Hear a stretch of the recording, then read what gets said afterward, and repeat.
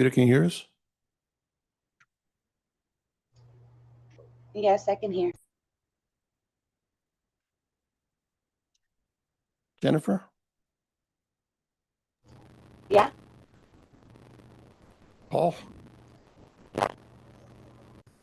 Hi, everybody. Paul Castertano here with Pima County DOT. Zach?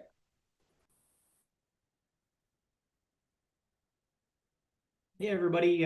Zach Thomason, Senior Vice President with RAS. Anybody else that I miss? Davida Mueller, Centran. Okay, thank you, Davida. Anybody else? Okay, thank you. Moving on to item number 2, in-kind reporting. Thank you, Mr. Chair. Regional planning efforts are enhanced by recording time donated by attendees, volunteers, and participants. PAG collects data on the time dedicated to meetings and activities to apply for use as matching funds for grants and federal dollars. If you are paid with federal dollars, please let us know. Time spent in preparation for this meeting will be estimated by PAG staff who are knowledgeable of the agenda and meeting materials. At the conclusion of this meeting, the session report will automatically calculate your time spent in this meeting. Time spent working on PAG RTA initiatives, programs, and special projects may also be eligible for consideration for matching funds. We do have our sign-in sheet, and I'm going to go ahead and pass it around. Please make sure you document your time as well. I also just wanted to say thank you for everyone for coming today. It's not our usually scheduled meeting, and thanks for being able to adjust your schedules to be able to participate today. We'll also be sending out a doodle poll here either at the end of this week or early next week for next month's meeting, because I think we'll probably lose our third Wednesday time spot. So thanks for being flexible with us. Mr. Chair. Thank you. So should we start planning like for Thursdays instead of Wednesdays? We'll do a doodle poll. The Okay. city of Tucson is not available on the third Thursday. Okay. So we'll want to find a time that they can Great. participate. All right, thank you. All right, moving on to item number 3, approval. I'm sorry. What is she? Oh, yes. Scott? I've just started coming a little late. Scott Robidoux, Manager Planning with Tucson Airport Authority. All right, thank you, Scott. All right, let's move on to item number 3, approval of the August 20th, 2025 meeting summary. Everybody get a chance to look at that summary? This is an action item. Can I get a motion?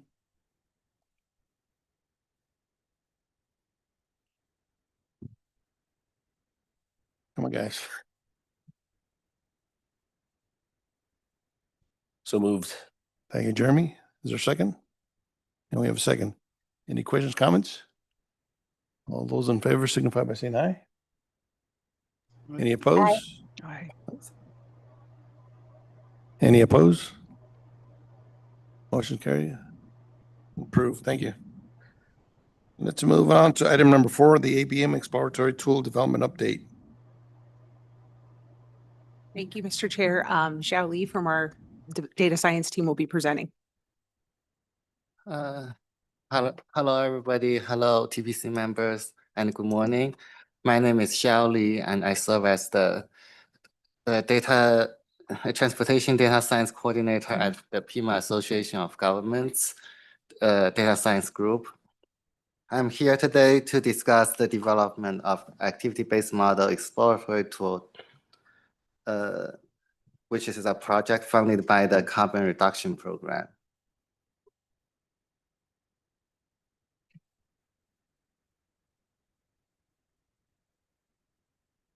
So today we will cover why we developed this tool and how it was developed. And finally, I will give everybody a demo how to use this tool.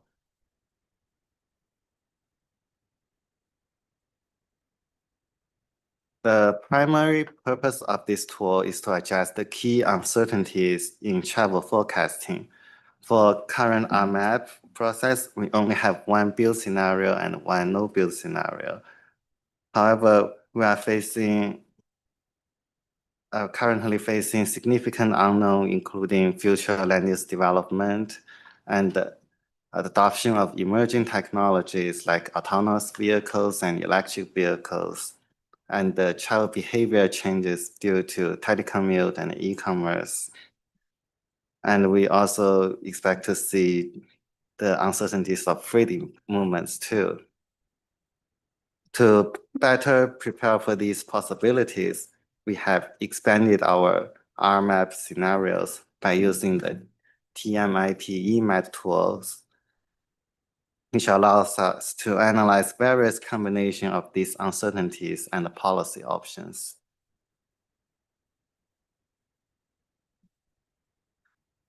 We have made several key updates to our activity-based model.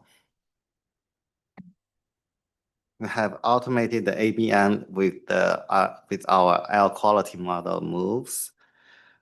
So we can run moves together with ABM using the Jupyter Notebook. And we have also had the automation scripts to automate the model running and input and output processing of both ABM and our air quality moves model. In addition to that, we have successfully adopted our activity-based model ABM to our 2055 RMAP. We have developed a 2055 RMAP base year and forecast year with build and no build scenario.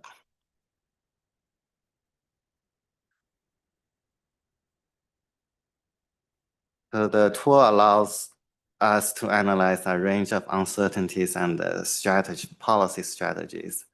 So the uncertainties we have discussed for the previous slides, we have quantified these uncertainties with certain ranges. You can see the telecommuting, we are quantifying them from 10% to 40%, and electric vehicle adoption rate from 0% to 100%. And we have integrated that to the activity-based model and air quality model to reflect the outcomes. And for the strategy, in addition to the roadway capacity improvements and the transit service expansion that has been adjusted by the RMAP, we also added transit headways, road user fees, something like that to the strategies that we can adjust. To evaluate the outcomes of these strategies and the uncertainties, we have defined a series of performance measures. And the first set of performance measures are the transportation system performance measures, such as mode shares, PMTs, VMT related, average commute time, average travel speed, and auto and transit accessibilities that has been used for evaluating our RMAP plans. And for the accessibility to assess if it's biased or discriminating the disadvantaged areas, we also develop equity measures to evaluate the accessibility for disadvantaged zones and non-disadvantaged zones. And we also have the moves models, air quality models outputs to evaluate the air quality outcomes, including the greenhouse gases, PM10, PM2.5, VOCs, CO, and NOx. And once we have designed the framework of our exploratory tool, we have to design the training data set of the exploratory tool, which is the 120 ABM rounds and 120 air quality moves rounds. So we use the TMIP-EMAT tools to design the 120 ABM inputs, including various combinations of the policy uncertainties and the policies. And with those 120 inputs, because the ABM rounds needs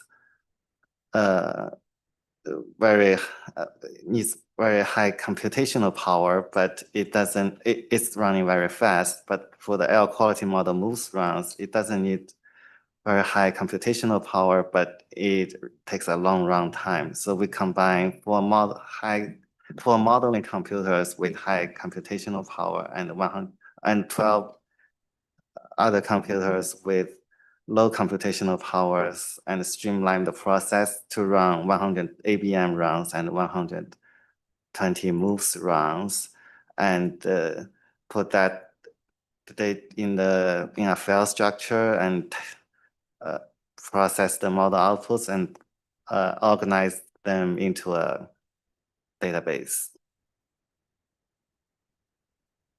And after that, we combine all the ABM performance measures and moves runs results to a data frame that can be read by the exploratory tool and identify if there are some outliers and duplicated results.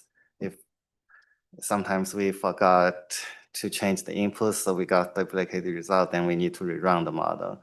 And then we can feed the final results of the ABM training data and the moves models training data into the model, into the exploratory tool, and expanding it to 10,000 scenarios.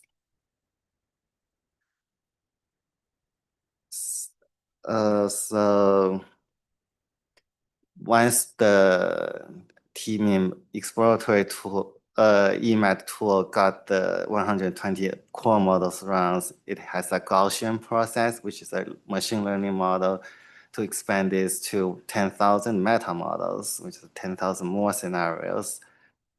And with that, we use some model diagnostics like difference scores, feature scores, and cross-validation process to diagnose if the model is validate. And then we can visualize the results of the 10,000 meta models by using Jupyter Notebook. And the Cambridge Systematics also help us to develop a tandem dashboard to visualize using different types of visualization tools to show the results.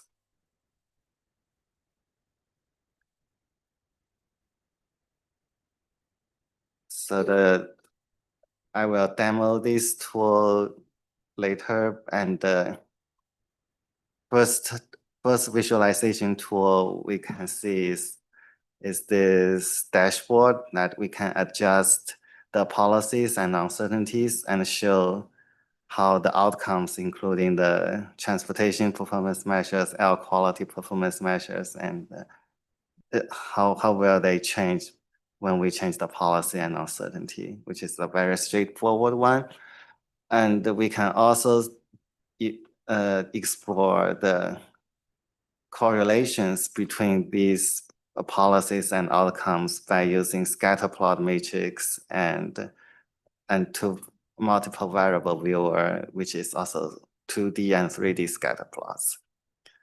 And we can also adjust the histograms of some of the outcomes to see certain part of distribution of the outcome and see how what's that corresponding policy and uncertainties distributions, and adjusting the policy and uncertainty distribution to see how the outcome distributions change by seeing just playing with the histograms.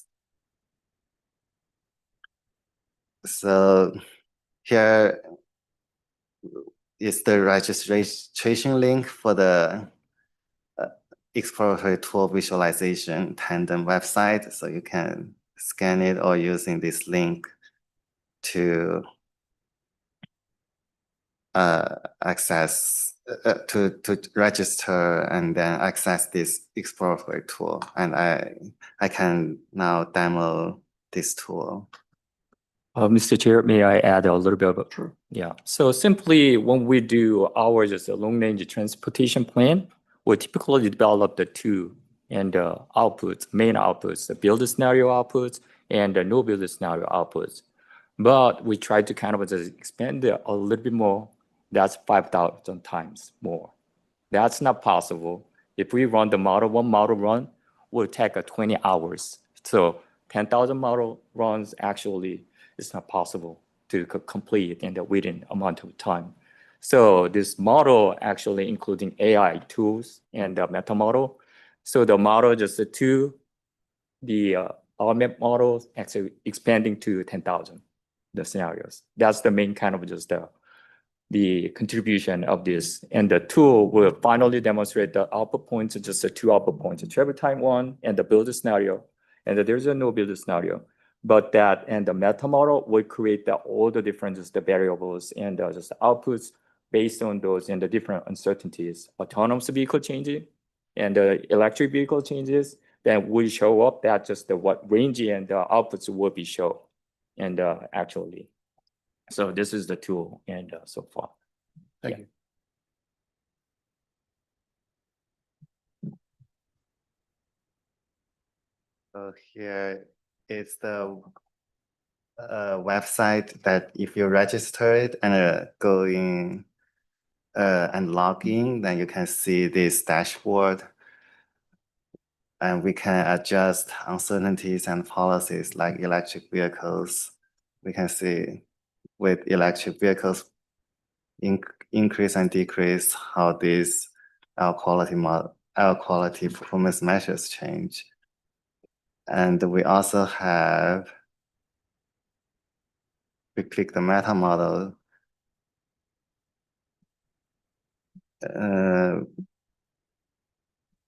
If we change the electric vehicle,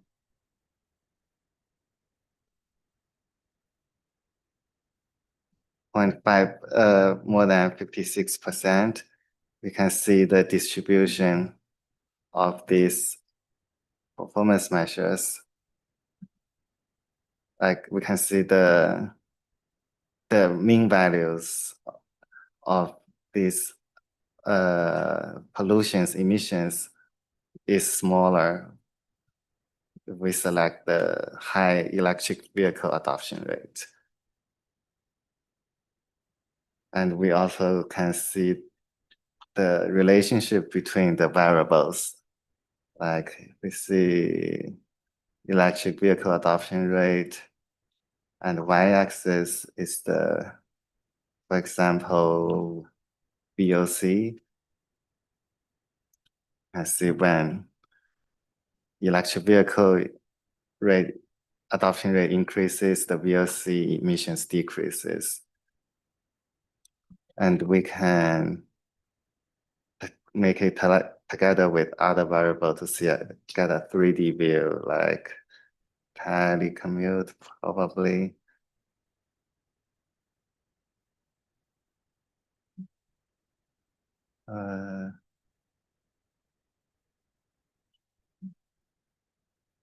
Let's see a 3D view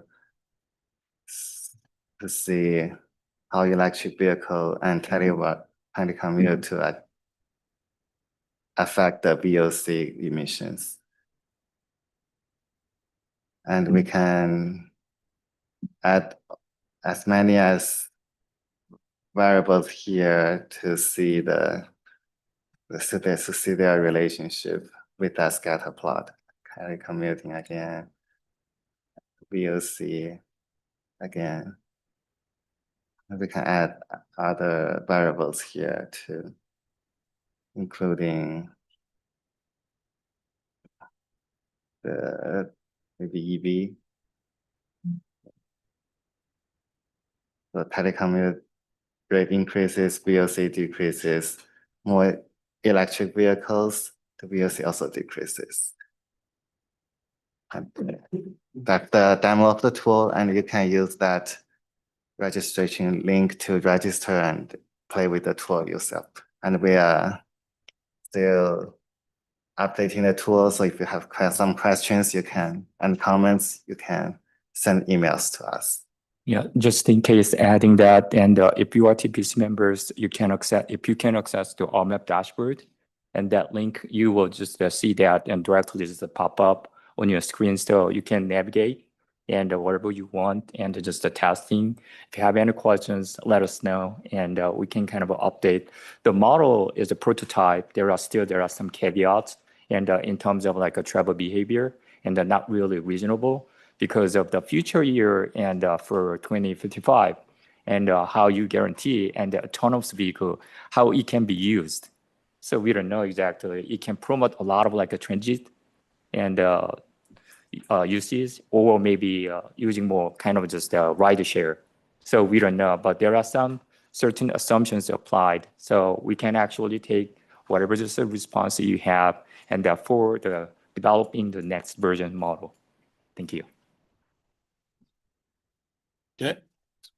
Thank you, Mr. Chair. I just wanted to take a minute to point out why this tool is going to be really beneficial to long-range planning in the future. So as Xiao pointed out, there's a lot of different variables in here that we haven't really been able to consider before, and we haven't really been able to consider at the same time. So what is teleworking and the adoption of EVs and a multitude of other different factors? How does that play into the scenarios that we're going to see in the future? So it's pretty, it's high performance, as you can see, and but it really does allow for some more complex scenario planning that we hope to be able to do in the next long-range plan.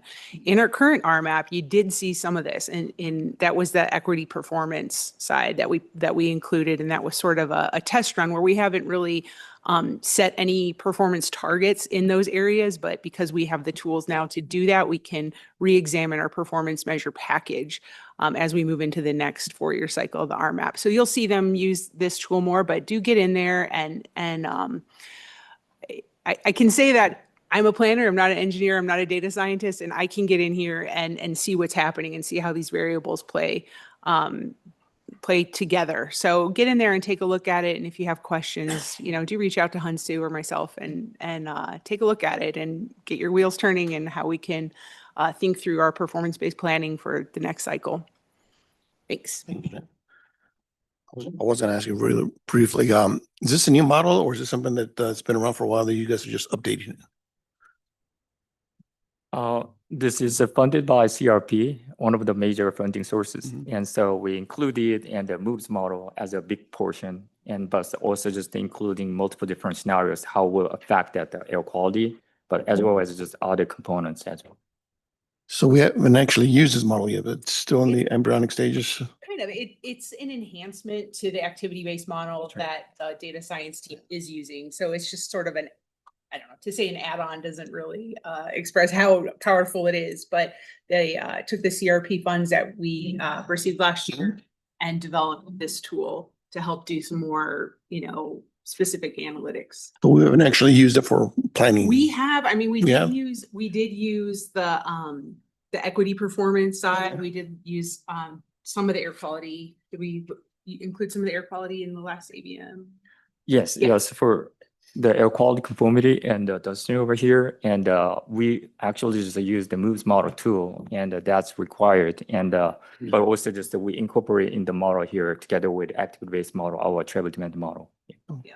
Thank you. We hope to use it further. It was the timing of us trying to get the RMAP done and the development of the tool were kind of happening at the same time. So we experimented a little bit, but we'll fold it in more as we move forward. Great, thank you. This is an informational item. Anybody in the committee, they have any questions, comments? I guess I have one. Some of the technical nuances were definitely above my head, but you mentioned AI was a component of it. I didn't quite catch to what degree is AI a component of this model? You want to answer that? Actually, not AI, just some machine learning algorithms used to expanding the 120 scenarios to 10,000 scenarios.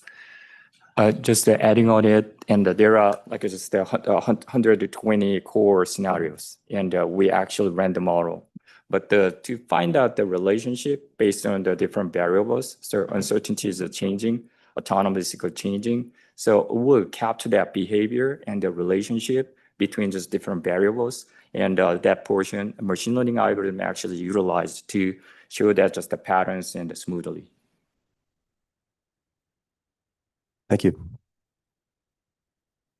Anybody else have any questions? Anybody online? One quick question. On the electric vehicles, have you guys run that model based on the electric vehicles? How does that impact in the future?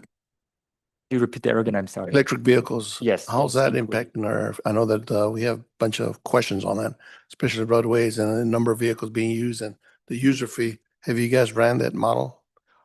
We assumed some like as the user fee is a little lower if we use electric vehicle based on some just the reference, and also in the scenario we applied like just the like a 0 to 100% and a kind of a range. You can choose whatever percentage. It will show up the impact of that and regarding just the air quality side. Yeah, we have an assumption of electric vehicle adoption rate might affect the vehicle operation cost, and also so people might travel longer with the electric vehicles. And for the air quality model, we also set up the electric vehicle fleet, so make sure that it reduces the emissions. Okay. Thank you. If there are no other questions or comments, let's move on to item number 5. Payment data collection update. Lance. Great. Good morning, Mr. Chair, committee members. I'm pleased to be here this morning to provide some budget information regarding our regional pavements. As you recall, we contracted with Roadway Asset Services to collect our pavement condition data and do an evaluation of our overall condition. They completed this back earlier this year, and that information has been shared with our local jurisdictions. At the time of our contract, I think you guys remember that they provided a menu of some different options that as a local jurisdiction, you could contract directly with Roadway Asset Services for budgetary tools, or if you wanted your local roadways collected or asset inventory, they provided a menu list with some pricing for that. In May, we reached out to RAS and asked them to take a budgetary look at our regional roadways. And so what we wanted was for them to take a look at our regional roadways and determine just what it would take from a financial aspect to get our local or our regional roadways up to an overall condition index of a 70.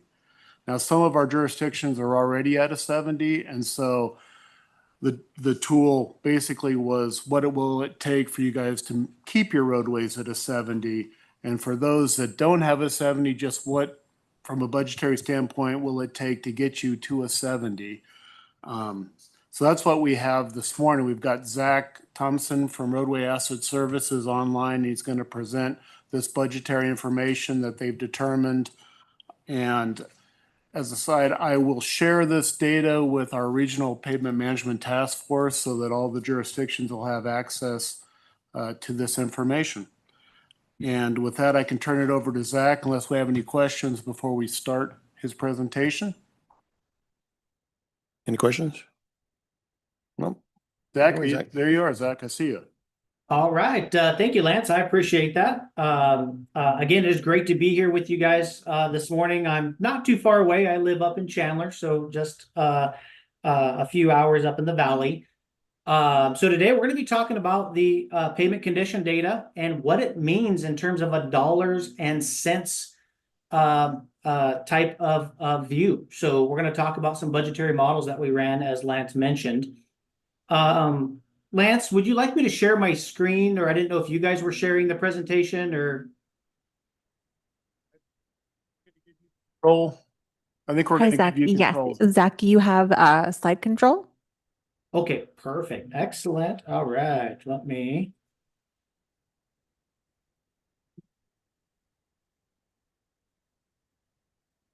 Okay, perfect. I'm just, I clicked a couple times there, so there's a little bit of a lag, so I apologize about that. All right, let's jump right into it.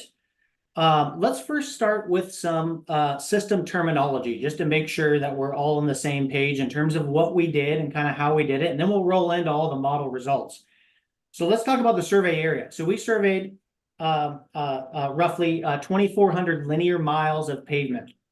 That equates to about 35 million square yards of material. So that's how much material there is in the PAG network, that we'll call it, for the arterial and major collector roadways that we captured. That's a lot of pavement. That's a huge asset on the books that your member agencies, public works departments manage on a daily basis. It's enough material to pave a small 2-lane road all the way from Tucson to Disney World in Orlando and then up to New York. So this is a huge asset on the books that's maintained daily. We did a pass in each direction. So we did 2 total passes in terms of the survey sample on every road within the network. The purpose was to calculate a pavement condition score, as you folks know, and we showed you folks a few months ago as well. Pavement condition index is simply a 0 to 100 score that ranks the health of a roadway. 0 is absolutely terrible, on its way back to gravel. 100 is a perfectly brand new road paved yesterday. So what we did is we took all of this data that was captured in the field and we linked it back to the PAG GIS center lines that we adopted at the beginning of this project. The PAG GIS segmentation, on average, each segment was on average about a mile in length, with the largest segment 20 miles in length. So because of that, one of the things that we did is we also delivered PAG and the member agencies all of our sample data. And all of our samples were about 200 feet long and continuous. That way, folks could see a little bit more granularity in the data, especially when you have large segments that are 2, 3, 5 miles, 10 miles long. You can see a little bit more granularity in the condition disparities. And then lastly, this whole effort to collect data and to calculate PCI scores, we followed an industry standard called ASTM D6433. That is simply a standard that was originally developed by the U.S. Army Corps of Engineers and has been updated every few years since the 80s as well. So with that, let me go to the next slide there. I keep hitting my space bar and forget I need to hit the button. What's the purpose of pavement management in a nutshell? The purpose is to capture the right road at the right time with the right treatment. That's primary purpose number 1. The second purpose is to extend pavement design life at the absolute lowest cost. That is how we reduce the burden to the taxpayers to get as much as we can out of this asset that we maintain daily. So as you can see there on the slide, that first curve that's fairly steep there, if we can capture roads that are in good condition before they fall off that theoretical cliff, we can effectively extend pavement design life at the absolute lowest cost and get the biggest bang for our buck. So roads inherently become kind of like our own personal assets in our lives, our vehicles that we drive. We choose to change the oil, flush the coolant, rotate the tires, not because we enjoy sitting at the dealership on a Saturday morning, but because we want to maximize the life of the vehicle, which reduces the total cost of ownership. So we've made a conscious decision we'd prefer to change the oil every 3,000 miles instead of simply swapping the engine every 30,000. Okay, and one of those decisions has a huge financial impact. Roads are the same. We maintain them in an effort to extend the design life as much as possible. So what you're seeing here on this next slide, this is the van that drove the roads. My kids like to call this the Ghostbusters van. It has a couple of pieces of equipment on it that I'll point out and highlight. That big fin on the back end, that's the laser crack measurement system. That's the meat and potatoes of the equipment. So that is a high resolution camera with laser line illumination. And its job, very simply, was to measure all of the pavement distresses that fell beneath it. Okay, so it was measuring the cracks by width and depth and measuring the potholes and the linear cracking and the alligator cracking and all of those elements that make up a final PCI score. On top of the van there is a big boom that you will see. That is a 5-lens panoramic camera where we captured right-of-way imagery. That right-of-way imagery could be leveraged in the future by you folks if you wanted to develop a spatial inventory for any roadside features. So that is things like signs and supports, sidewalk, curb and gutter, striping and markings, drainage elements, guardrail, whatever it may be. If it can be identified in the imagery, a spatial inventory can be developed as a part of that as well. And then the last thing I'll point out is that big bar on the front end. It's not for pushing vehicles out of the way. That bar contains 3 point lasers, and those point lasers' job is to measure longitudinal profile. That simply means the roughness of the road. How does the road feel? Okay, and it does that using a standard called the International Roughness Index that was originally established by the World Bank Standards. That piece of equipment is certified on an annual basis in College Station at the Texas Transportation Institute. With that, let's kind of roll into the data a little bit. So this kind of shows you some samples of what was captured. The images up on top are images from the PAG survey. So that gives you a flavor of what some of that right-of-way imagery looked like. The image on the bottom, that is 3 different LCMS images that have been stitched together. So these are the images that were processed as a part of our project to identify the different distress types, to identify their severity, and then to calculate that PCI score for every PAG GIS segment that we surveyed.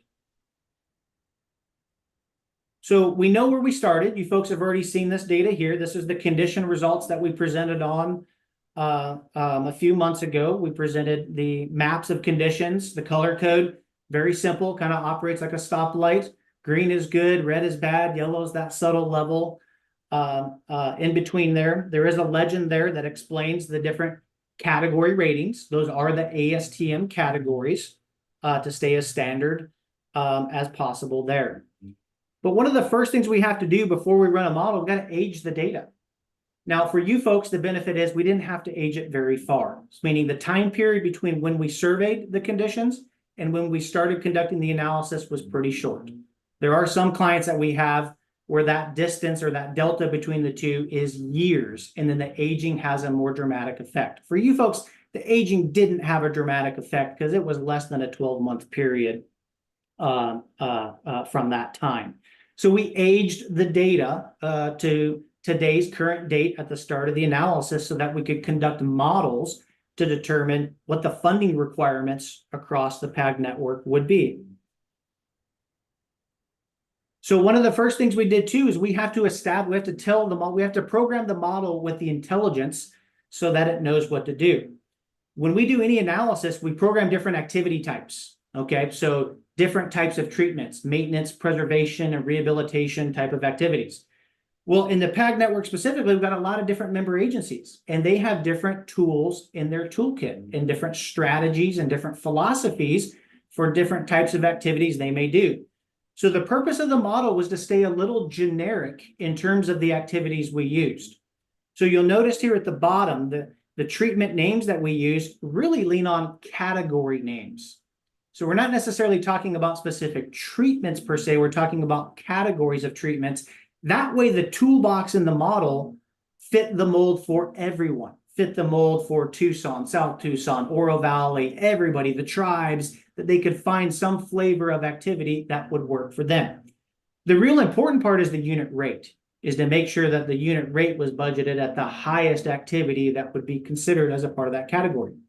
So for example, you see surface seals at the top. Surface seal could mean a lot of different things. Okay, surface seal could mean a fog seal. It could mean a seal coat. It could mean a rejuvenator. So it's meant to accommodate for those different types of activities. Surface preservation is no different. It could be a lot of things. It could be a microsurface, could be slurry seals, could be a chip, could be a cape. The important part is that the model budgeted enough money to handle the most expensive of those activities as a part of that.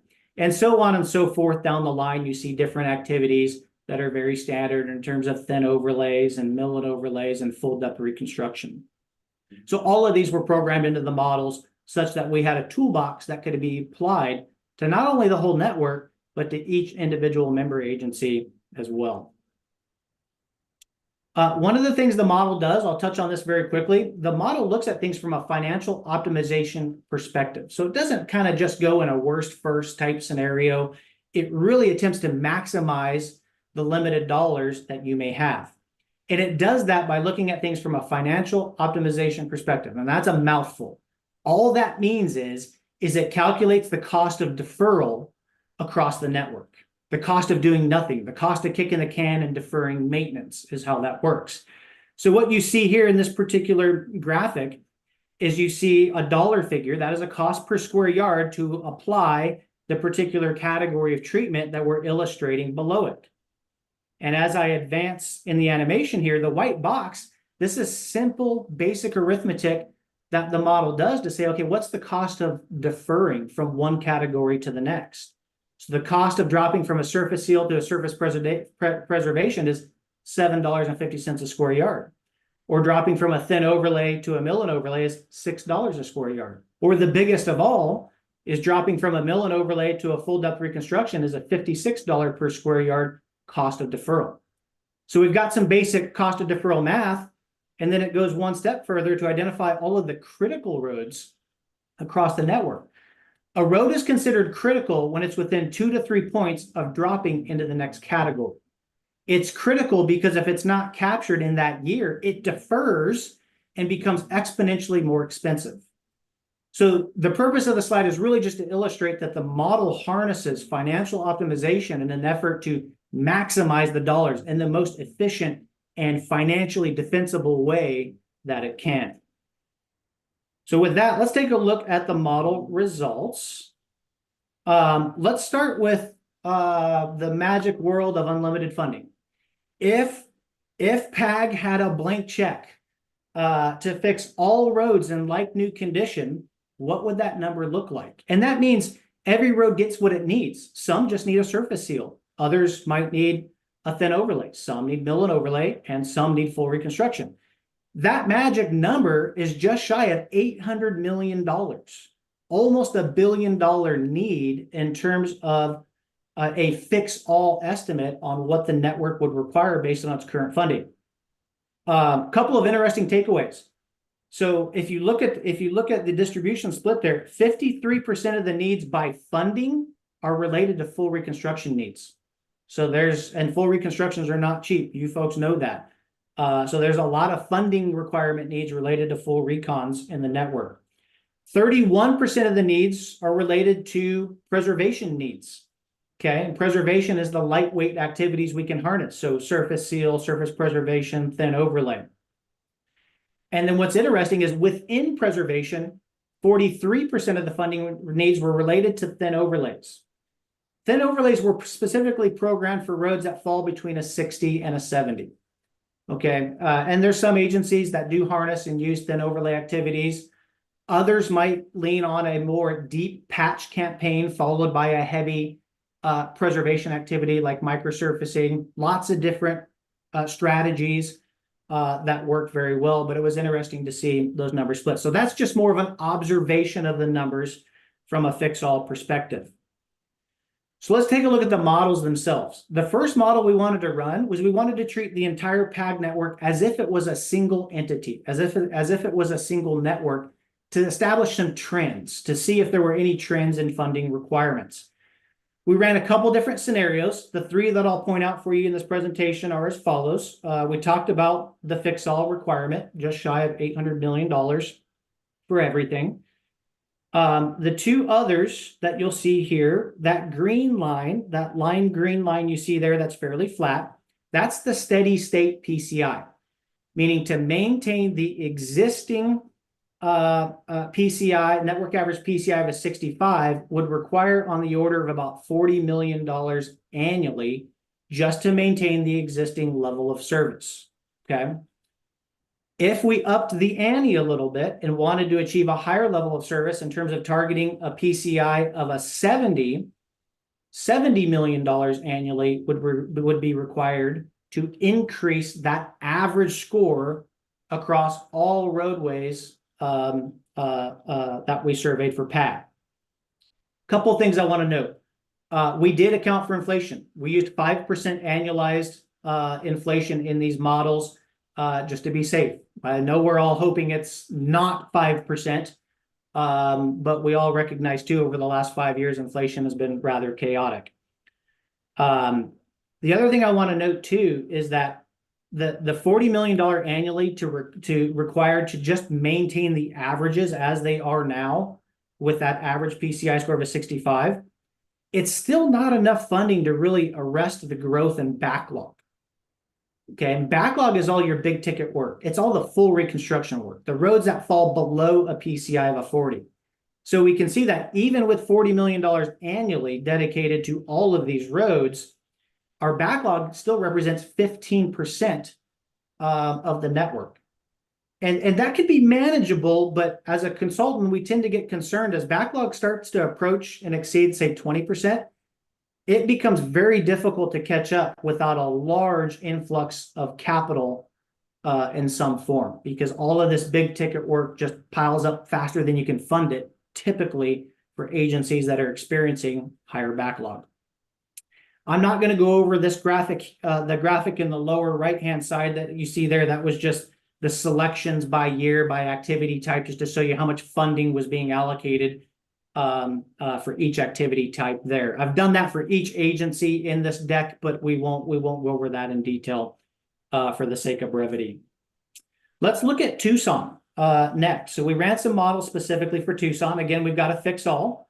The fix-all requirement for City of Tucson was 493 million there, meaning everything gets what it needs: surface preservation, surface seals, mill and overlays, all of that good stuff. The existing PCI, the forecasted network average PCI in Tucson was a 58. Okay, so to maintain that existing level of service at a 58 would require $22 million annually to do so. However, just like I mentioned before, even though you can maintain an average PCI of a 58, the problem is that backlog continues to grow. And this is a classic split distribution where if you think about a distribution graph as a bell curve, it starts to split. So you can maintain an average PCI, but still have a problem with growth and backlog. And we see that here in this particular model, where backlog is a challenge at 27% of the network, even at a $22 million annual funding. To be clear, just for the arterial, the principal arterial, minor arterial, and major collector roads. So just for anybody listening, none of these models, none of these numbers account for local residential roads in each member agency's network. These are just the PAG related roadways. To achieve a PCI of a 70 for Tucson, that would require on the order of $58 million annually to do so, to jump from a 58 to a 70 in a 5-year analysis horizon. So again, all of the analysis models are run at a 5-year time frame. Let's jump over to South Tucson. So we can see here the South Tucson fix-all requirement is on the order of about $6 million to fix everything in like new condition, based on what it needs. The average score of the roadways, of the PAG roadways within South Tucson, was a PCI of a 46. To maintain that 46 would require, on average, about $156,000 annually over the 5 years. Now, again, the caveat is backlog. That's the story here, especially. Even at that funding rate, backlog skyrockets to 67% of the network. So even though the model's focused on maintaining PCI, it does not control the growth and backlog. To achieve a network average PCI for the South Tucson roads of a 70 would require $700,000 annually to be dedicated to the principal arterial, minor arterial, major collector roadways there. And even at that funding level, because there's so much big ticket work to be done on the South Tucson roads, backlog on those roads is still at 33%. So again, I would caution, 700,000 isn't the end all be all solution. There's still need to address backlog within the network as well. Let's take a look at Pima County. You're going to see less models for the next few agencies, because these are agencies that either met the minimum target of 70 or exceeded the minimum target of 70.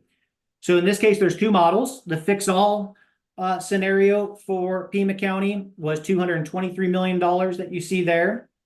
Their forecasted network average PCI for the PAG roads was a 74. So that would require about $21 million annually to maintain that existing level of service at a PCI of a 74. The next is the town of Marana. So their fix-all requirement for those roadways was about $26.5 million. And to maintain their existing average score of a 74 on the PAG roads would require about $3.5 million annually over the next 5 years. We've got Oro Valley. The PAG roads, well, actually, let's start with the fix-all. The fix-all requirement for all roads in Oro Valley was $17.5 million. And to maintain the network average PCI of a 77 on those roads would require a $2.5 million annual investment over the 5-year horizon. Let's talk about Saurita. So the town's current network average PCI is a 71. So to maintain that average score of a 71 would require $2 million annually, again, just to the arterial and major collector roadways. The fix-all requirement for the town was 15.6 million as well. The next couple of models, there's going to be a few caveats. We're going to talk about these. These were challenging because there were a limited number of PAG GIS segments to model, which makes it difficult for the model to try and balance it if there's not enough granularity in the segmentation. But we still have some valuable numbers here. So when we look at Tohono O'odham, their fix-all requirement on roadways there was about 4.3 million to apply a treatment that is needed for any particular road. The average funding needed to maintain the existing average PCI of a 71 was about $283,000 on average over the 5-year horizon. Now, a couple caveats though in the models. For the nation, there were only 3 PAG GIS segments, which means there were a lot of long GIS segments. So the model could never reach harmony or balance the models precisely just because there were a limited number of segments. So there were 3 total PAG segments in the nation. 2 were selected as a part of the 5-year to try and balance the funding requirements. The largest project was 1.3 million. The smallest project was about $30,000. And there was a large 70,000 linear foot project that was not selected as a part of that 5-year model that came in the order of about $2.8 million there. When we look at the Pascal Yaqui tribe, their network average PCI was a 72. And to maintain that 72 would require about $91,000 annually on average. The fix-all requirement was just above about $600,000 to fix everything in like-new condition there. Again, a couple caveats. We had limited segmentations of which to run the model. So there were 4 total PAG segments, GIS segments that were modeled. 3 were selected. The largest project was $215,000. The smallest project was $26,000. And then there was a 1-mile long surface preservation project that came in at about $202,000 that was not selected as a part of the model.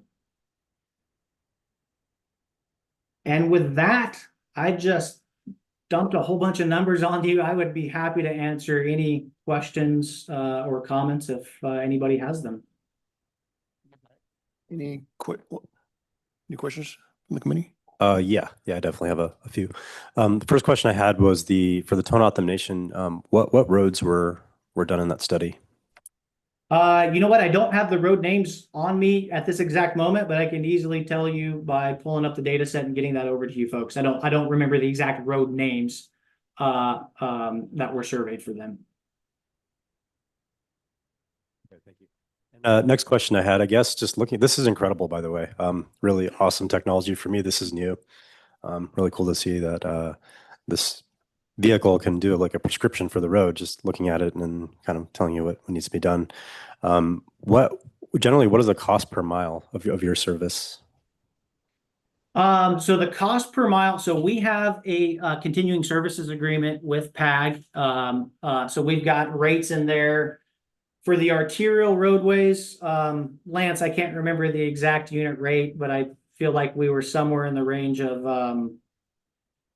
oh gosh, I don't know. It was like $80 a mile or something like that to collect and process the data. And then, like Lance mentioned, we have optional supplemental services that are a part of the contract as well. That would include residential roadways.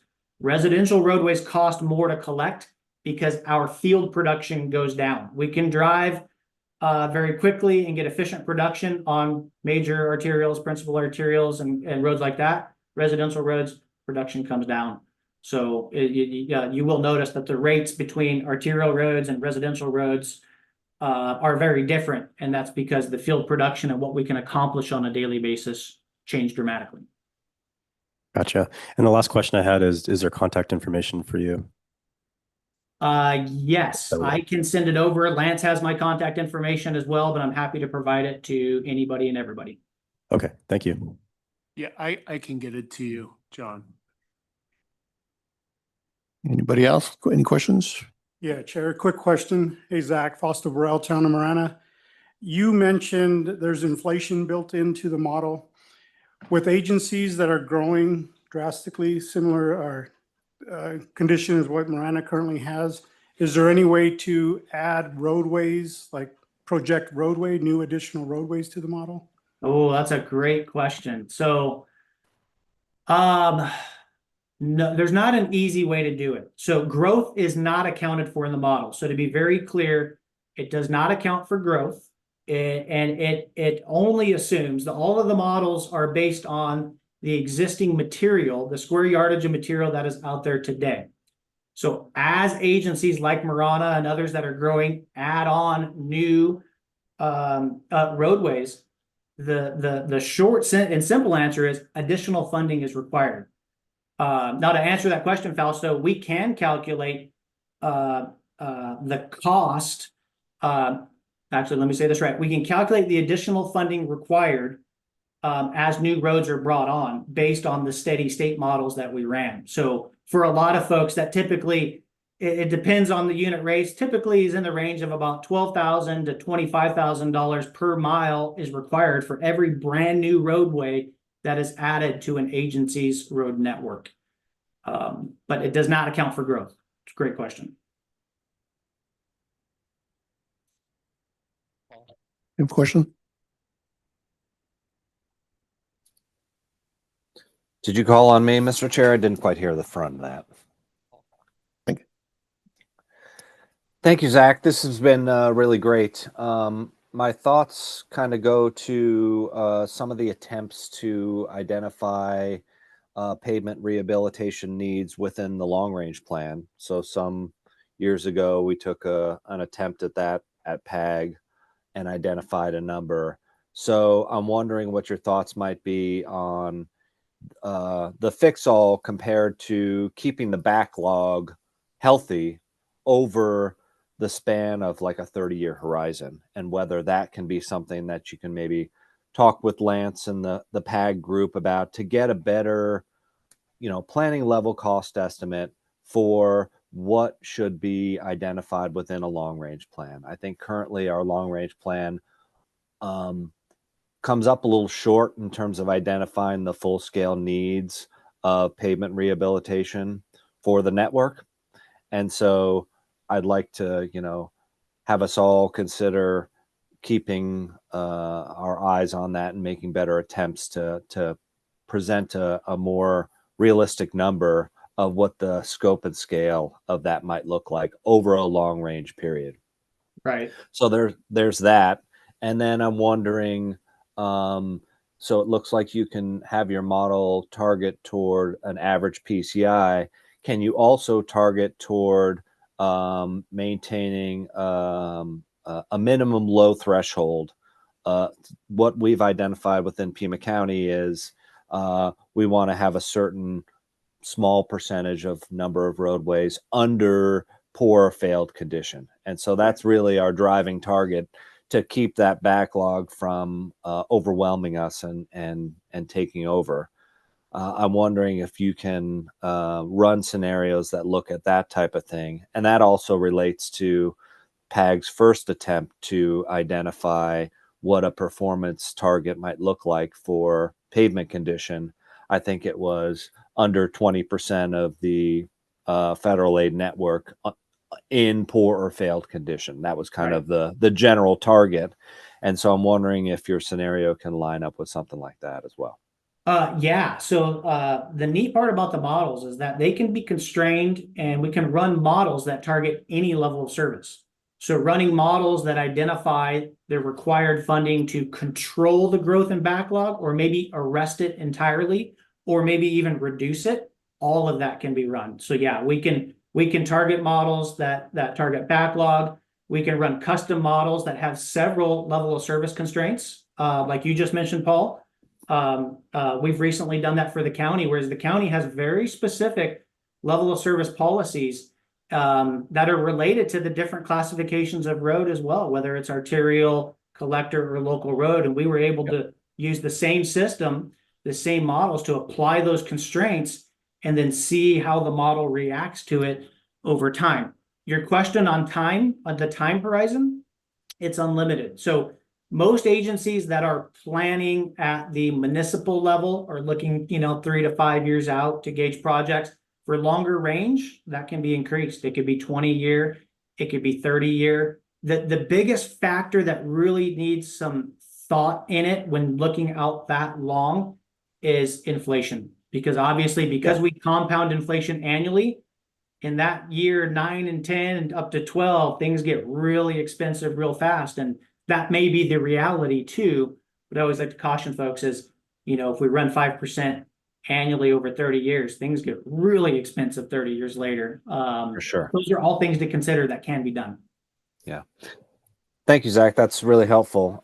Just one last comment. I would recommend, that Lance and the PAG group talk further with you, Zach, just in relation to what's currently outlined in the RTA Next draft plan for arterial rehabilitation. We know it's helpful, but it probably would be good to have answers in your back pocket in terms of how it might relate to the overall needs projected through a 20-year lifespan, that Zach may be able to help out with a model for each municipality, because I think each municipality is prescribed a certain amount of funding within that line item within the draft RTA Next plan. And I want you all and us all to be as ready as possible with answers when the public says, well, how does this relate to your overall needs for pavement rehabilitation for your network that's covered by these funds? We have a decent answer on that, but I think it could be a little bit better. Thank you. Well, anybody else? Zach, this is Adam from PAG. Thanks for the great presentation. Kind of piggybacking off of what Paul said, I'm sure you have the capability, but have you run any scenarios where it's like a comparison of the different average grades and what that long-term break-even cost would be? Like thinking if South Tucson bit the bullet today and spent $6 million and got everything up to snuff, how long would it be before that just maintaining at 70 ended up being far more costly than that initial investment of $6 million? Obviously, I don't think it's feasible for any jurisdiction to spend the money for the fix all right now, but can we see kind of a long-term comparison of those different average grades, and where do you reach that break-even point to where it's actually cheaper to do a little bit more upfront spending? Right. So yeah, those models can be run. Those models were not run as a part of this assessment itself, but yeah, they can absolutely be run. And to do so, one of the biggest questions that we have when we run the models is we need to determine what the level of service goal is, and whether that's standardized across all of PAG, or it's probably different for each member agency in terms of what the acceptable level of service is for them as well. So those are things to consider, because those are the targets that we program into the model that we start achieving and we modeling against. So everything you said, we can absolutely do. We can model towards to determine how much funding is needed. If we did have an influx of capital that represented the fix all, at what point do we hit or forecast to hit a sustainable level of service that folks are happy with? And even from a financial perspective, at what point does it become cheaper to maintain the network moving forward after we reach a certain PCI as well? Those are all additional models that can certainly be run to help answer further questions. But the biggest question that comes to my mind is we have to define what that level of service is, and whether it's the same for everybody or if it's different for each agency too. Yeah, I'm just thinking it as a decision support tool, even picking between a more or less favorable middle level of service, what does an 80 maintenance versus a 70 maintenance look like long Right. term? And where do you truly encounter cost savings across like a 10-year horizon?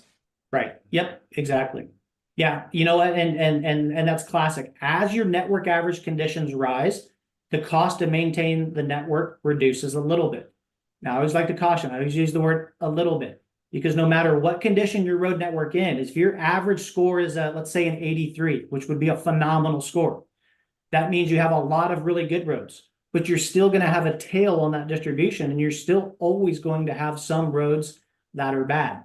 It is very difficult to eliminate all bad roads because it requires so much funding up front. But to your point, as the average score of the network increases, we can rely primarily on less costly preservation activities as a part of our primary strategy. But as your network drops, if you have a network average PCI of a 40 in the 40s and 50s, you're primarily leveraging very costly rehabilitation activities, which increases your cost to maintain your network. So there's a direct correlation there. Any questions? Zach, one question for you. The fix-all, what is the PCI for the fix-all? So the PCI for the fix-all is not a set PCI. It is the number required to treat every road and give it what it needs. So typically, a fix-all model is typically going to achieve anywhere from an 87 up to like a 93, 94 in terms of that. So it ranges, because again, the goal is not a fixed number, it's to treat everything. And the thing to remember too is that when you apply a treatment like a preservation activity, that doesn't reset a road to a perfect 100. It might reset it to an 85 if it was previously a 70, or it might reset it to, an 87 as well. So typically fix-alls target anywhere from an 87 to a 93, depending on an agency's condition distribution. Index for the network. But do we have what would it cost to maintain that OCI for that network? For example, if you say we bring them up to 82, 83, what would it cost the agency to hold that 83? Right. Were you able to run that model? Yeah, we can run that model. Yeah, we've not run those models. That wasn't a part of the models that we wanted to present today, but we could absolutely run a model that says, let's achieve an 83 in say 5 years. And then let's run another 5 years to say, what does it cost to maintain that 83 from there as well? Correct. Those models can be run. Yeah, that's what I was asking, because obviously if we're going to invest a lot of money to bring the overall condition index up to 83, then we need to know what it's going to cost to hold that line. Yeah. Yeah. And the thing I always like to remind folks too of is it's a little underwhelming. And here's the reason I say that, because if we run the first 5 years of the model and we target an 83, we achieve this 83, then we run the next 5 years and ask the question, what's it cost to maintain? We all inherently expect the number to come down, to be a lot lower, but don't forget inflation. We're talking 5 years down the road for a full 10-year, or even to Paul's point, a 20 or 30-year model. So maintaining in the future doesn't mean it's cheaper because of that inflation factor that's a part of it. But it's good practice nonetheless, of course. Take in consideration the history of the pavement itself too. For example, if you run the model, say today, and 2 months ago, we just did a surface treatment, like a SAM. Well, your model's not going to take all the stresses because you're looking only at the surface. But underneath the surface, we have a road that's pretty bad. So yeah, it looks great right now, but give it a year or two, then all the stresses are going to appear at the surface. So do you take that into consideration? The pavement history, the surface treatments and all that before you run the model? So we can. It depends on the level of data that we have. So if a SAMI was applied to a roadway and it hid all evils and the equipment could not see or measure any reflective cracking, the surface level data, the van that I showed you, it has nothing to measure. It's not going to report back. There are agencies that we work with in the state, like the town of Gilbert and Prescott, all had us do structural testing So that is where we mobilized a falling weight deflectometer. It's a trailer, and its job is to apply a non-destructive load to the pavement, and then it assesses the pavement's response to that loading through a series of sensors. The thing I love about it is you can't hide any evils. It is assessing the structural strength and basically the capacity of that roadway. So you could have a road, you put a SAMI on it, all evils have been hidden. It scores high on surface distress because there's nothing reflecting through. But once you thump it with an FWD and you get those structural values back, you know that it's a weak road. So what Gilbert and Prescott do is they combine that structural data with PCI to form an OCI score that leverages the structural component as well as the surface component of it too. So that would be the best way to harness additional information to accommodate for that. There are alternative methods that are cheaper, meaning if there were not funds available to do structural testing, if the agencies we work with know where these roadways are, where treatments have been applied to hide underlying structural issues, those can be identified, and we can create a separate pavement type, a subtype in the model, which means those roadways specifically, we can apply steeper degradation curves, and we can apply alternative maintenance, preservation, and rehabilitation activities based on what you folks know with all of your institutional knowledge about the network. So in the absence of data, we would have to lean on you folks to help us understand where these roads are so that we could model them appropriately.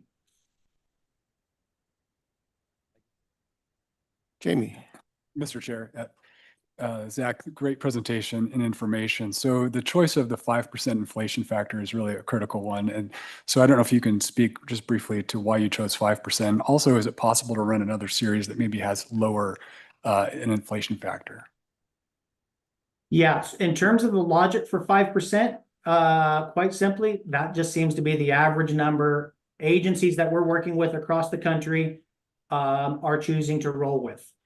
Most municipal CFOs are probably predicting closer to upper 2s or 3% on inflation for the next year, but we all know the crystal ball is a little fuzzy.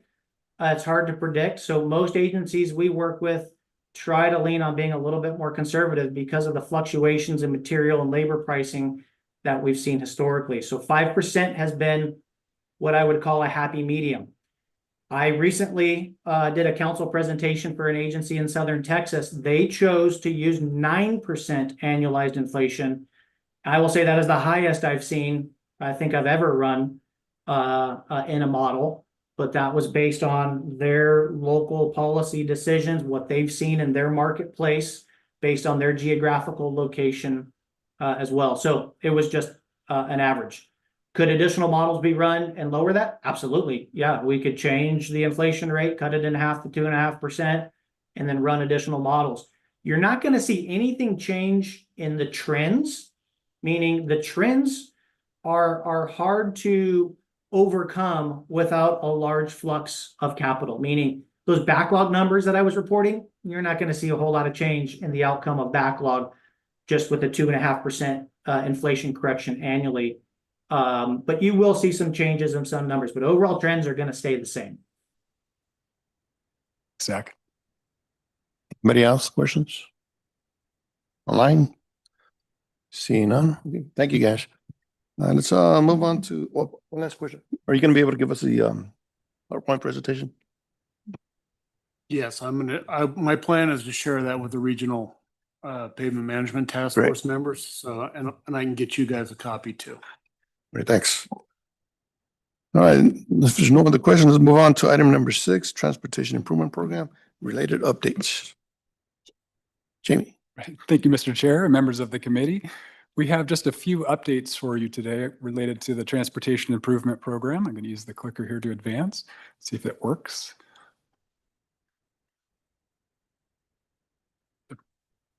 And might need Issa's help to advance to the next slide, please.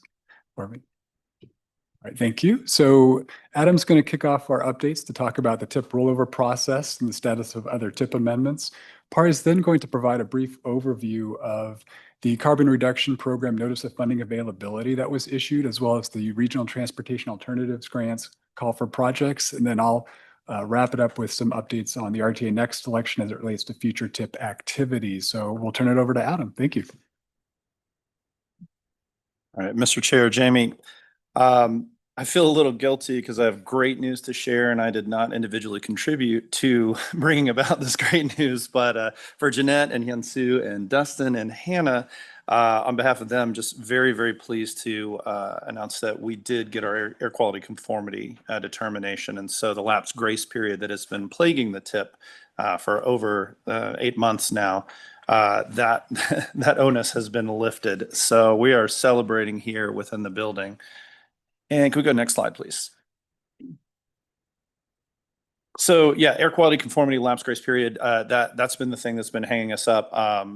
For a while, that was restricting us from doing anything that ADOT would be considered a formal TIP amendment in their system. Now we, at a certain point, also when they went to the 26 through 30 STIP, it prohibited any kind of amendments from being made. So with that being lifted, basically where we are in the process now is we have a backlog that's been created, of course, over the last 8 months. I've been working really hard to get that cleaned up, as I mentioned in our last TPC meeting. And we are right there, basically ready to go. I need to communicate with one more jurisdiction and see if they have one more correction from rollovers that we want to try to get in there. If we wait on that, we're ready to go right now. If we have that, it'll take a couple more days to process. But basically, we're in the last few hours of getting everything together. At that point, what we'll do is we'll take that entire PAG TIP project list and send that up to ADOT for inclusion in the STIP. They've been very graciously putting us on hold rather than rejecting our portion of the TIP to go into the STIP so that they can just press the button basically at that time. Yeah, wonderful support and partnership with the ADOT MPD, with Megan and Jennifer through this whole process. So a lot of thanks to them. What does this mean for the good of this group? Basically, we're turning the green light back on for TIP amendment requests and reimbursement requests. So we are looking forward to sharing the finalized version of the reimbursement draft memo that we shared out and the new forms, but I'll reserve that for Pari to talk about that if you have any questions. That's really it. It's all good news from me today. Thanks, Adam. Pari? Thank you. Mr. Chair, members of the TPC, I'll give a brief overview of the CRP Notice of Funding Availability, or the CRP NOFA, and the RTAG Call for Project, or the RTAG CFP. So we'll start with the CRP NOFA. So we sent out a revised memo for CRP NOFA via email on Friday, September 12, and this is a revision of a memo we sent out on I believe Monday, September 8th, and the revision includes removal of reference to the ADOT CRP project list. It was a legacy piece, and we're removing that because this time around our CRP NOFA is going to have a very narrow eligibility criteria, and adding that ADOT CRP project list is going to be confusing. As we talk through eligibility criteria, you will see. So this NOFA announces the availability of approximately $3 million of CRP funds available for programming in fiscal year 2026. CRP funds are federal apportionments, and they do require 5.7% local match, which the RTA will provide upon programming. Because CRP funds are federal funds, they are always subject to potential rescission by the federal government. So to mitigate the risk of the rescission, this NOFA will be an expedited process with a very narrow limit only to federalized bicycle and pedestrian projects already programmed in the TIP, and be able to obligate by May of 2026. So time is of an essence of this NOFA. So if you have projects that meet both of the eligibility criteria that I had just mentioned and you would like to submit for consideration, please be sure to submit the requested information as outlined in the memo to Jamie Brown by October 3rd.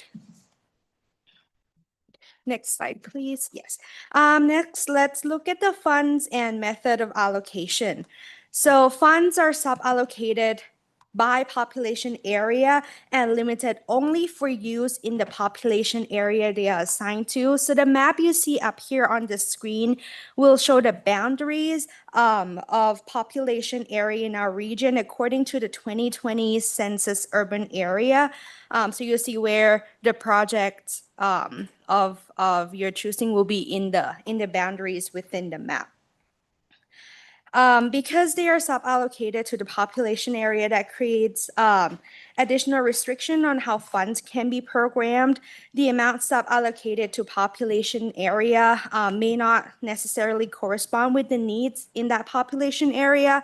So to allow for greater flexibility in funds allocation, PAC is releasing the funds using the project-driven approach as opposed to the fixed amount approach. And this will allow PAC to be more responsive to the funding needs in each population area.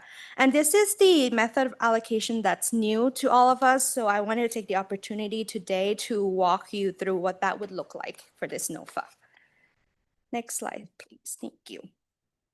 So the project-driven approach of fund allocation. So each population area will have a maximum amount as shown in the anticipated available CRP fund table, and that's at the top. And this is the same as table 1 in the NOFA memo. You will see that each population area has its own maximum amounts. These are the maximum amounts available for programming in each population area. Then the last row shows the combined total amount anticipated to be available. And the fun part is we get to put together a different population area such that it meets the following constraint.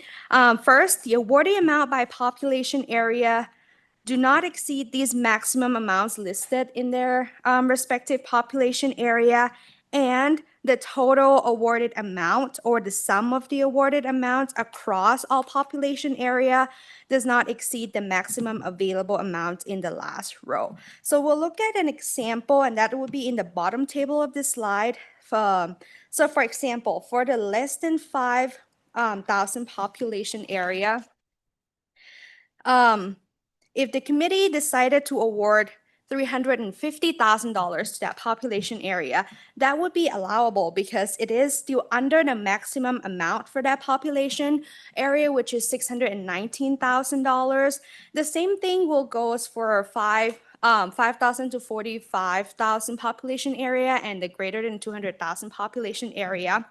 As shown in the example of funds allocation table at the bottom table, the sum of all population area is $299,000, which does not exceed the maximum combined total amount that's available for funding through this NOFA. I know that was a lot, so I'll pause here for questions before we move on to talking about our tax CFP. Any questions? Anybody online? Seeing none? Great. We're good. All good. So next, we'll turn our attention to the Regional Transportation Alternatives Grant, or the RTAG call for projects. We sent out the memo announcing this on September 8th, and this is going to be a competitive process to award funds to transportation alternatives projects. There will be approximately $7.3 million available for programming in fiscal year 2027 and 2028. These funds are federal apportionments comprises of Transportation Alternative Funds, or TA funds, and the Surface Transportation Block Grants, or the STBG funds. Both of these federal funds will also, again, require a 5.7% match, with the RTA will provide. To be eligible for the RTAG funds, projects must meet the criteria for both the FHWA Transportation Alternatives Fund and the RTA category number 41 criteria. So please submit applications for eligible project following the instruction outlined in the memo by November 7, 2025. Next slide, please. Okay, so similar to CRP funds, TA funds and STBG funds available in this RTAG call for projects are also sub-allocated by population area. The population area boundaries are the same as the CRP, which is based on the 2020 census, as shown in the map here.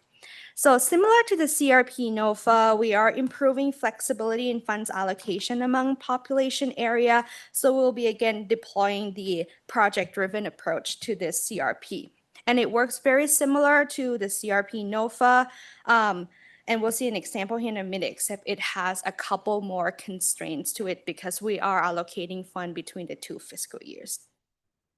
In addition to project-driven approach, we also combine the funding pool for the less than 5,000 population area and the 5 to 49,000 population area. And this again will further allow for flexibility. And this means that project within the boundaries of both of these population area will share the same funding pool. This is another strategy to help us make funds available in the population area with the greater needs. So next, please. All right, we'll take a look at the anticipated available RTAC funds table in the next slide along with our example. But first, I wanted to go over the method of allocation and the constraints in this RTAC call for project. Again, it's very similar to the CRP funds, but the following criteria have to be met when we think about allocating funds and awarding fund.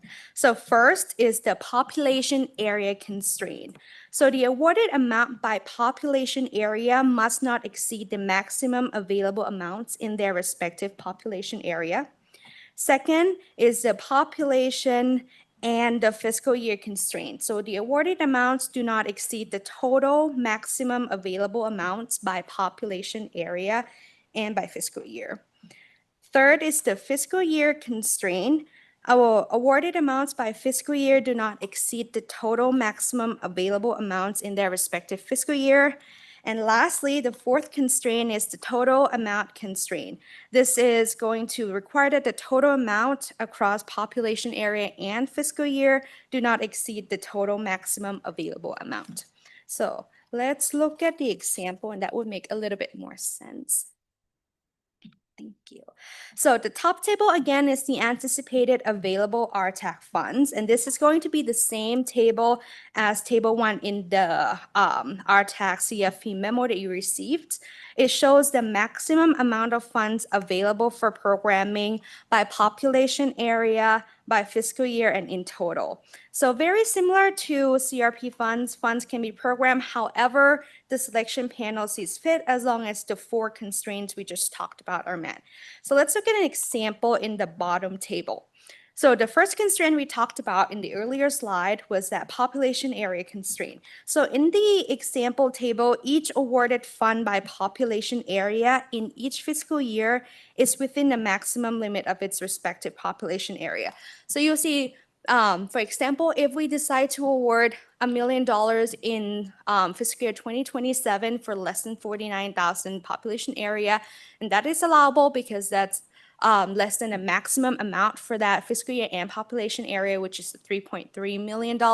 And that goes for every cell that highlighted in the yellow box there. So we set, in this example, we satisfy the first constraint, which is the population area constraint.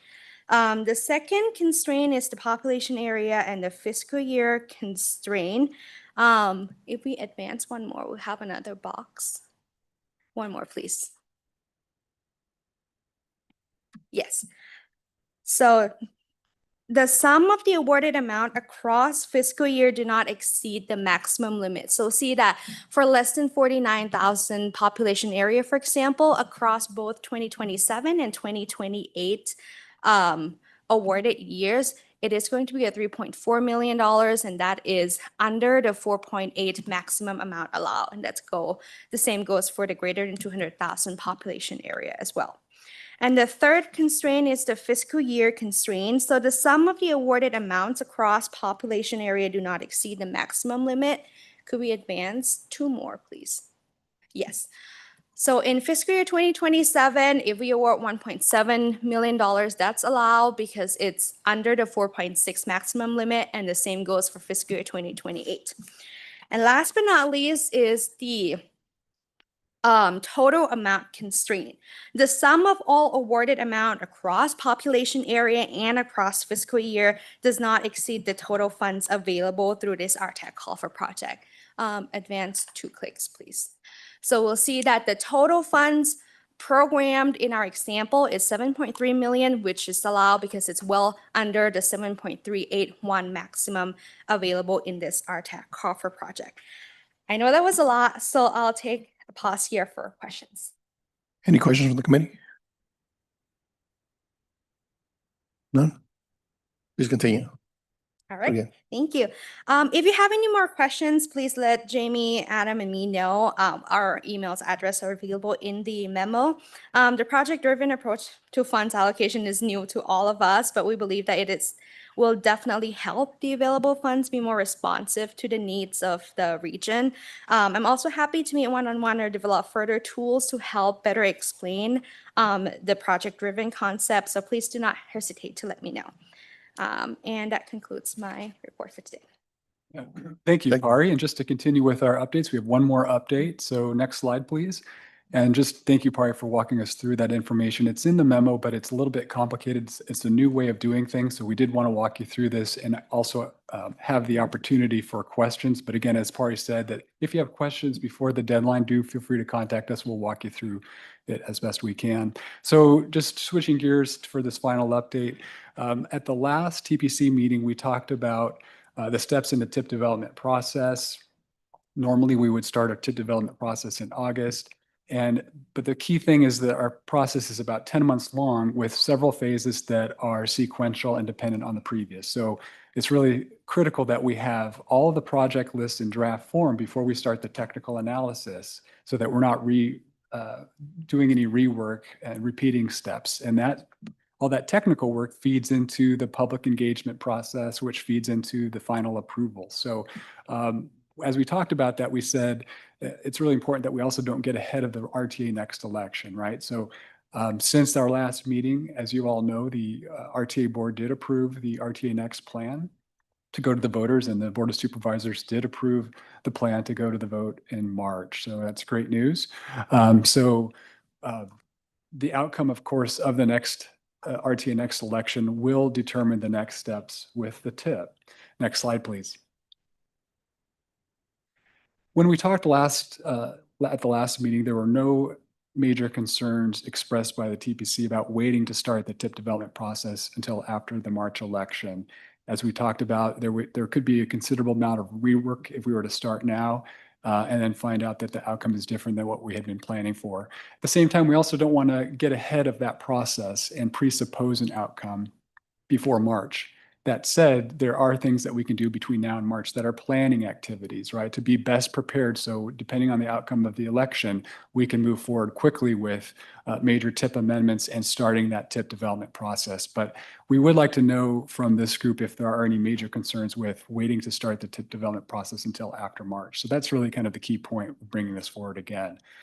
So I did list some things we might want to start thinking about as a TPC and or TIP subcommittee, any funding source adjustments for RTA1 roadway element projects that might be necessary after the election, any ADOT major project amendments, and also some TIP development process and programming scenarios we might want to work through as a group. So thank you, Mr. Chair. That wraps up my brief update. Happy to take any questions. Thank you, Jamie. Any questions for the group, the committee?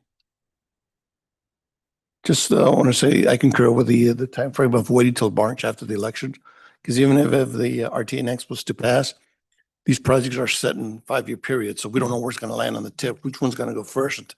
We need to make that determination after the RTA next is approved by the voters. And okay, this project's shown the 5-year period, first period, but who's going to go first? And that's something that that needs to be determined. Thank you, Which makes sense to wait till after the election. Thank you, Jim. If there's no other questions from the group, nobody online, this information, let's move on to item number 7. Adjournment. We are officially adjourned. Thank you. Thank you, Mr. Chair.